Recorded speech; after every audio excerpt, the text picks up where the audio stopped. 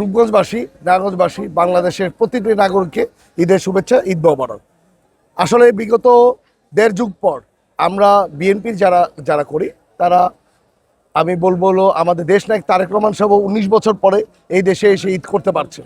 বাংলাদেশের ম্যাক্সিমাম নাগরিক, আমি যেই ঈদের যেই সমস্যাটা ছিল, যে ঈদের দিনে মানুষ আনন্দের সাথে ঈদ করতে পারেনি, ঈদের মধ্যে বিএনপির প্রতিটি নেতাকর্মী আমি মামলায় জর্জরিত ছিল, তারা তাদের পরিবারের সাথে ঈদটা করতে পারে। আজকে তাদের মুখে যখন হাসি দেখছি, তারা যখন তাদের পরিবারের সাথে ঈদ করছে, এটা দেখেই আসলে আমরা মুগ্ধ।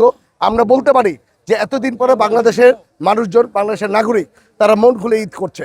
এর জন্য আমি প্রতিটি মানুষকে, বাংলাদেশে যারা জুলাই যোদ্ধা আছেন, যারা এই আন্দোলন করে যাদের প্রাণ হারিয়েছে, তাদেরকে সকলকে যাতে আল্লাহ বেহেশত নসিব করে।